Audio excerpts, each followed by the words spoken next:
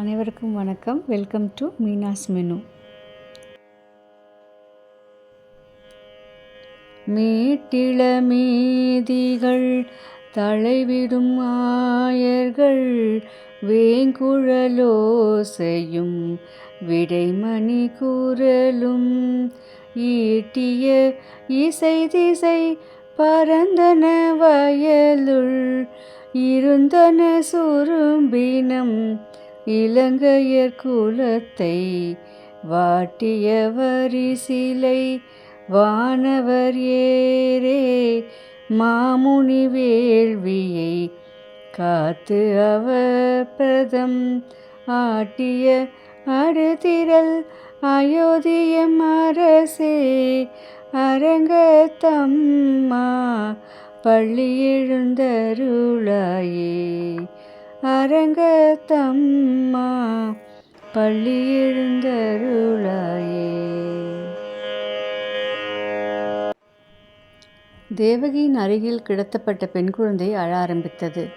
குழந்தையின் அழுக்குரல் கேட்டதும் காவலாளிகள் கம்சனிடம் சென்று குழந்தை பிறந்த செய்தியை சொன்னார்கள். தூக்கம் வராமல் புரண்டு கொண்டிருந்த கம்சன் குழந்தை பிறந்துவிட்டது என்ற செய்தியை கேட்டதும் கத்தியை கையில் எடுத்துக்கொண்டு அவன் சிறையை நோக்கி விரைந்தான். கம்சன் கொடூரமாக குழந்தையை நோக்கி கையில் கத்தியுடன் வருவதைக் கண்டு தேவகி அவன் காலடியில் வீழ்ந்து கதறினாள். இதற்கு முன் பிறந்த 6 குழந்தைகளையும் தான் கொன்றுவிட்டாயே, இந்த குழந்தையை மட்டுமாவது எனக்கு கொடுத்துவிடு. மேலும் இந்த குழந்தை பெண்ணாக இருப்பதால் இவளால் உன் உயிருக்கு ஆபத்து ஏதும் நேராது என்று குழந்தையின் உயிருக்காக கம்சனிடம் கண்ணீர் விட்டு கெஞ்சினாள். ஆனால் கம்சன் அவளது வார்த்தைகளை காதில் வாங்கவே இல்லை. வெறிப்பிடித்தவன் போல் அந்த குழந்தையை அவளிடமிருந்து பறித்து அந்த சின்னஞ்சிறு குழந்தையின் கால்களை பிடித்து அங்கிருந்த கல்லின் மீது ஓங்கி அறையப் போனான். அப்போது குழந்தையின் வடிவில் இருந்த யோகமாயை அவன் கைகளில் இருந்து நழுவி உயிரச் சென்று துர்காதேவி உருவில் காட்சியளித்தது. அவள் தன் 8 கைகளில் பலவித ஆயுதங்கள் தாங்கியிருந்தாள். துர்கை கம்சனை பார்த்து, அடே மடையா, எதற்காக வீணாக என்னை கொல்ல பார்க்கிறாய்? உன்னை கொல்வதற்காக உள்ள குழந்தை ஏற்கனவே பிறந்து எங்கோ வளர்ந்து வருகிறது. வீணாக பச்சிளம் குழந்தைகளை கொல்லாதே என்று எச்சரித்துவிட்டு மறைந்தாள். கம்சன் இதை கேட்டதும் செய்வதறியாது திகைத்து நின்றான். தன்னை கொல்லப்போகும் குழந்தை எங்கு உள்ளது என்று தேடத் தொடங்கினான். தன் மந்திரிகள் சேவகர்கள் அனைவருக்கும் மதுரா மற்றும் சுற்றியுள்ள அனைத்து ஊர்களிலும் உள்ள பிறந்து 10 நாட்களே ஆன அனைத்து குழந்தைகளையும் கொல்ல உத்தரவிட்டான். அந்த அரக்கர்கள் பச்சிளம் குழந்தைகளை தேடி தேடி கொன்றார்கள். தேவர்களுக்கு துணை புரியும் அந்தணர்களையும் கொடுமைப்படுத்தினர். நாளுக்கு நாள் கம்சன் மற்றும் அவனைச் சேர்ந்தவர்களின் கொடுமை அதிகரித்து கொண்டே இருந்தது. கோகுலவாசிகள் கண்ணன் பிறந்ததை எவ்வாறெல்லாம் கொண்டாடி மகிழ்ந்தனர் என்பதை நாளை பார்க்கலாம். இனி வருவது கோலம், நாயன்மார்கள் கதை, பிரசாதம்.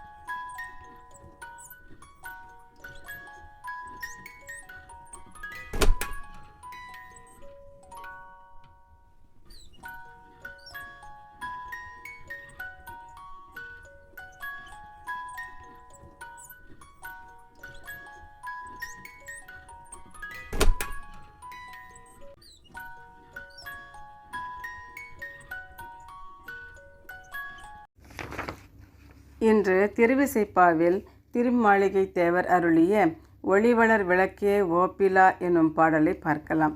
முதல் சில வரிகளை இப்பொழுது பார்க்கலாம். மீதி வரிகளை டிஸ்கிரிப்ஷன் பாக்ஸில் பார்த்து படித்து பயனடையலாம்.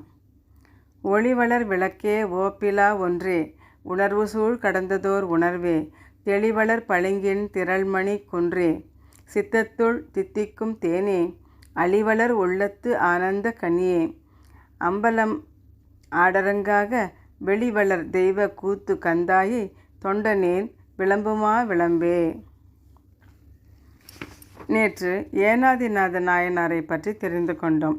வீரமும் தீரமும் உள்ள பெருமை மிக்கவரே ஆனாலும் பகைவன் இவரின் சிவ நெறியையும் பக்தியையும் பயன்படுத்தி உயிருக்கே தீங்கு நினைக்கிறான். ஆனால் அதை தடுத்து விடாமல் அவனின் பொய் வேடத்திற்கு கூட மதிப்பு கொடுத்து தன் கொள்கையில் மாறாமல் உயிரையும் விடுகிறார். மெய்ப்பொருள் நாயனாரும் இப்படியே. ஆனால் தங்கள் கொள்கையாலே பெருமை பெற்று இன்றளவும் நம் மனதில் நீங்காத இடம் பிடித்திருக்கிறார்கள். இனி கண்ணப்ப நாயனார் எனும் அடியவரை பற்றி பார்க்கலாம். திருக்காலத்தியை சுற்றியுள்ள பகுதி பொத்தப்பி நாடு. அந்த நாட்டில் உடுப்பூர் எனும் இடத்தை தலைநகராக கொண்டு நாகன் எனும் வேட்டுவ மன்னன் ஆண்டு வந்தான். நெடுநாள் மகப்பேரின்றி நாகனும் தத்தையும் முருகவேளை பூஜை செய்து தியானித்து வந்தனர். இறுதியில் தத்தை கர்ப்பம் அடைந்தாள். நாகன் தத்தைக்கு ஒரு ஆண் குழந்தை பிறந்தது. குழந்தை திண் என்று இருந்ததால் திண்ணன் என்று பெயரிட்டு அருமையாகவும் அன்புடனும் வளர்த்தனர். மகிழ்ச்சியில் பல பூஜைகளும் செய்து வீரத்தோடும் பக்தியோடும் வாழ்ந்தனர். ஒரு நல்ல நாளை தேர்ந்தெடுத்து பூஜைகள் செய்து வில்வித்தையை கற்பித்தனர். திண்ணனும் வில்வித்தை நன்றாக பயின்று தேர்ந்தார். 16 வயது ஆனது. பல நாட்கள் ஓடியாடி வேட்டையாடியதால் நாகன் உடல் தளர்ந்தது. எல்லோரும் காட்டை ஒட்டியுள்ள பகுதிகளில் வன விலங்குகள் புகுந்து நாசம் செய்கின்றன, வேட்டையாடாமல் இருக்க முடியாது, என்ன செய்யலாம் என்றனர். நாகன் திண்ணனும் உரிய பருவமும் பயிற்சியும் கொண்டிருக்கிறான், அவன் இனிமேல் வேடர்குல தலைவனாக இருந்து உங்களை வழிநடத்துவான் என்று கூறி அவனை தலைவனாக்கினார். ஒரு நல்ல நாள் குறித்து திண்ணனார் கன்னி வேட்டைக்கு செல்ல ஏற்பாடு ஆகியது. யானை கன்றுகளையும் கருவுற்ற விலங்குகளையும் ஏனைய விலங்கு குட்டிகளையும் கொல்லாமல் தர்ம நெறி தவறாமல் வேட்டையாடினார்கள். இவர்கள் இவ்வாறு வேட்டையாடி வரும்பொழுது ஒரு வலிமையுடைய பன்றி எல்லா விலங்குகளும் அஞ்சுமாறு வலைகளை அறுத்து கொண்டு வேகத்துடன் ஓடியது. அதை திண்ணனாரும் அவரோடு நாணன் காடன் இருவரும் விரட்டி சென்றனர். அது வெகு தூரம் ஓடி இறுதியில் மலைச்சாரலில் சென்று நின்றது. திண்ணனாரும் அதை கொன்றார். நெடுந்தூரம் வந்துவிட்டதால் எங்களுக்கு பசிக்கிறது, இப்பொழுது உணவு உண்டு பசி தீர்ந்து தண்ணீர் குடித்து பின் திரும்பி செல்வோம் என்றனர். திண்ணனாரும் தண்ணீர் எங்கே இருக்கிறது என்றார். நான் முன்பே இப்பகுதிகளுக்கு வந்ததால் இந்த சோலையை அடுத்து மலை அருகில் பொன் முதலியாறு ஓடுகின்றது என்றார். திண்ணனார் சரி அங்கே செல்வோம் என்றார். சிறிது தூரம் சென்றதும் அங்கே தெரிகின்ற மலைக்கு போகலாம் என்றார். நாணன் அங்கே மலை மீது குடுமித்தேவர் இருக்கிறார், கும்பிடலாம் என்றான். இருவரும் காடனை கீழே இருக்க சொல்லி நதியை கடந்து மலையின் அடியை அடைந்தனர். பின் மலையின் மீது ஏறினர். மலை மேல் என்ன நடந்தது என்று நாளை பார்க்கலாம். திருச்சிற்றம்பலம். இன்றைக்கி நம்ம மார்கழி ஸ்பெஷலாக பார்க்க போகிறது அவல் புட்டுங்க. நான் வெள்ளை அவல் எடுத்துட்டுருக்கேன், 2 கப்பு வெள்ளை அவல் எடுத்துட்டுருக்கேன். சிகப்பு அவல்லையும் பண்ணலாம், அந்த வெள்ளை லேசான அவல் இருக்கு இல்லைங்களா, அதில் கூட பண்ணிக்கலாம். 1 கப்பு தேங்காய் துருவல், 1/2 கப்பு நாட்டு சர்க்கரை எடுத்து வச்சுருக்கேங்க. நாட்டு சர்க்கரைக்கு பதிலாக கருப்பட்டி வெல்லம் இல்லை வெல்லம் பாகு எடுத்துக்கலாம், இல்லாட்டா சர்க்கரை கூட போட்டுக்கலாம். அடுத்து 1 ஸ்பூன் நெய் ஆப்ஷனல். உப்பு கொஞ்சம், ஏலக்காய் பொடி கொஞ்சம். வாங்க எப்படி பண்ணலான்னு பார்க்கலாம். நல்லா சுத்தம் பண்ணிய வெள்ளை அவலை அடுப்பில் வானலி வச்சுட்டு போட்டுக்கிறேங்க. நல்லா வறுத்துடணுங்க, பொரிய ஆரம்பிக்கும். அந்த டைமில் ஆஃப் பண்ணிடலாம்.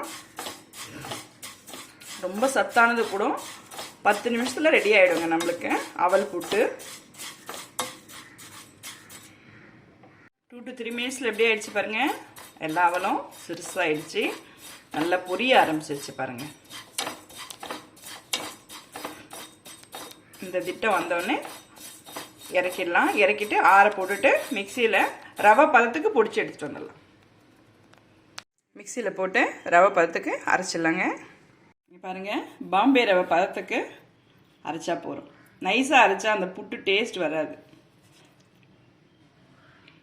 இந்த மாவில் ஒரு பிஞ்சு உப்பு போட்டுக்கலாங்க.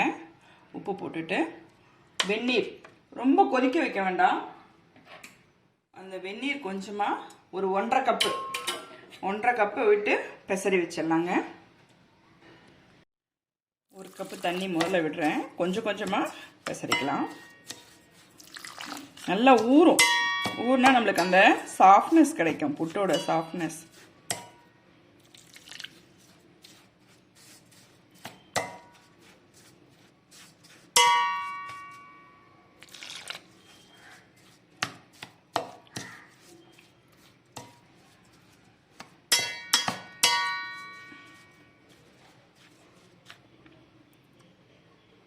பாருங்க, ஒரு 1.5 கப்பு தண்ணி விட்டு இந்த மாதிரி நல்லா கட்டி தட்டி இல்லாமல் அப்படியே கிளறி வச்சுருங்க.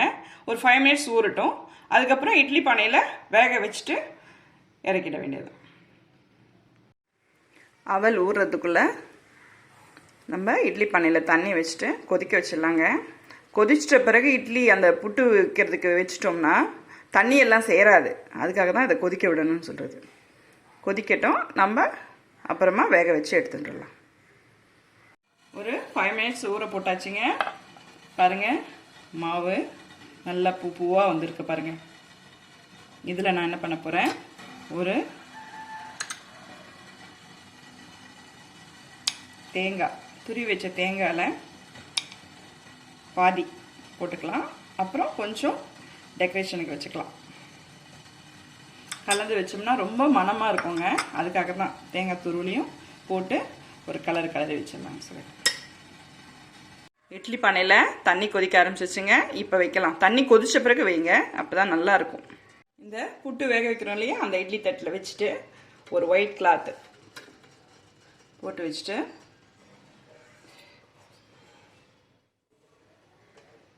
ஒரு 5 மினிட்ஸ் வெந்தால் போதும். ஏற்கனவே வறுத்துட்டோம், அதுக்கப்புறம் ஊற வச்சுருக்கோம். சுடு தண்ணி வேறு, வெதுவெதுப்பான தண்ணியில் ஊற வச்சுருக்கோம். அதனால் ஒரு 5 மினிட்ஸ் வெந்தாட்டி போதுமானதுங்க. சூப்பராக நம்மளுக்கு அவல் புட்டு ரெடியாக கிடச்சிருங்க. இன்னும் இதில் நாட்டு சர்க்கரையும் ஏலக்காய் பொடி, நெய் தேவைப்படுறது நம்ம போட்டுக்கலாங்க. புட்டு அடுப்பில் ஜோராக வெந்துட்டுருக்குங்க.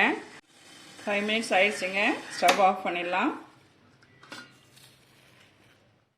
சூப்பராக வெந்திருக்கு பாருங்கள். இப்போ இதில் நாட்டு சர்க்கரை ஏலக்காய் பொடி கலந்துடலாங்க. வாங்க, ஒரு அகலமான பாத்திரத்தில் போட்டுட்டேங்க. இப்போ எடுத்து வச்ச நாட்டு சர்க்கரையை கலந்துட்டுடலாம். உங்களுக்கு எவ்வளோ தேவையோ அது போட்டுக்கோங்க. நான் கொஞ்சம் கம்மியாக தான் எடுத்துட்டுருக்கேன்.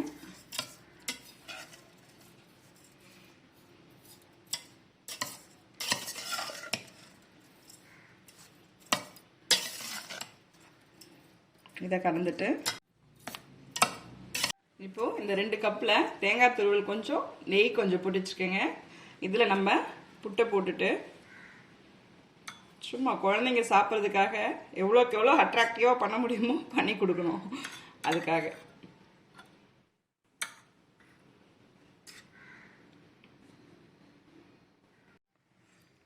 சூப்பரான அவல் புட்டு ரெடி ஆயிடுச்சுங்க. நீங்களும் செஞ்சு பாருங்கள்.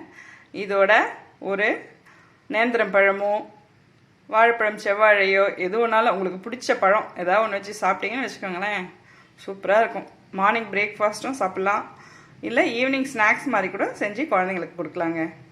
ஹெல்த்தியான டிஷ் இது.